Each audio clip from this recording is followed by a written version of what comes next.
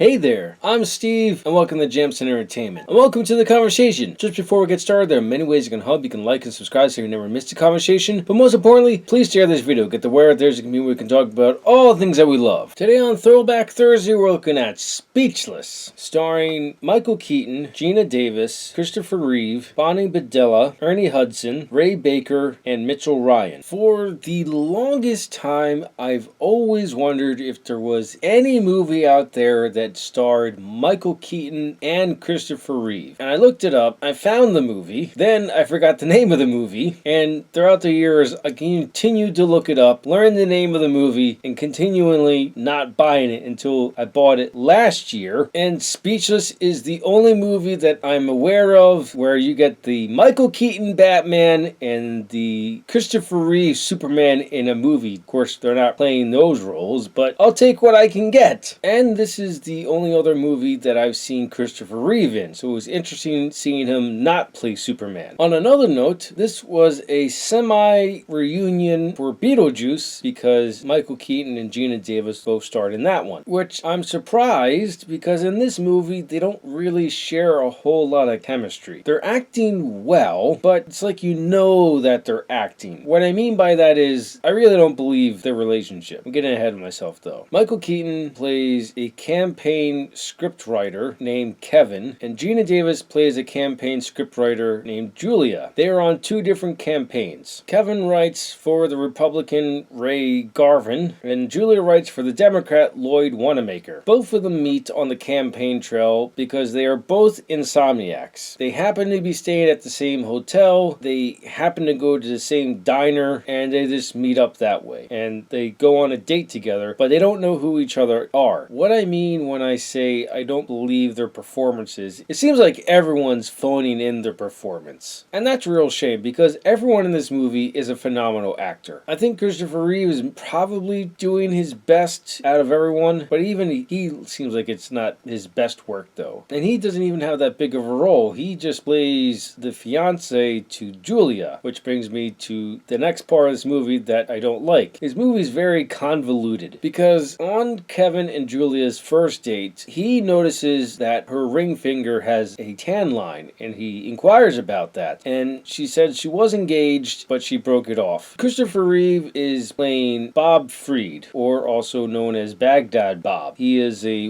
wartime reporter. This came out in 1994, so the Gulf War wasn't too long ago at this time, and he's back from overseas and he's there to sweep Julia off her feet, and she kind of dates both men, even though I thought what was going to be the liar reveal part of this movie, which is a huge trope that a lot of romantic comedies fall into. I don't know why a lot of romantic comedies back in the 80s and 90s felt it was necessary to have this part of the movie. It's like the last 15 minutes, they got to spend 5 minutes, the two love interests, angry at each other. But no, about halfway through the movie, Kevin and Julia discover that they write for the opposite campaigns, and it's a big no-no to date the opposition because of secrets being traded potentially or stolen. And so they get mad at each other, and the only reason why this movie is PG-13 is because Geena Davis gets the one F-bomb. And so after it's revealed that they work for the oppositions, the movie just kind of stumbles its way forward to the climax. And the loud revealed part makes this even more convoluted. So the two of them get back together, they sleep together, and then Kevin's boss, Annette, who just so happens to also be his ex-wife. I don't see there being any reason for her to be his ex-wife. I mean, I guess they had an amicable breakup, I don't know, but they don't really act that way. And actually, Annette is kind of flirty with Kevin. Yeah, the movie's convoluted and forced. Like, the ending to this is really forced. Part of the reason why I don't like romantic comedies. And with such a stellar cast, I'm disappointed in the outcome. It's just like everyone collected a paycheck on this one. Now, since it is a romantic comedy, I will give it that I had a few chuckles in this movie, but nothing that really made me roar with laughter. Nothing that made my side split. I was like, yeah, that's funny. Moments like that.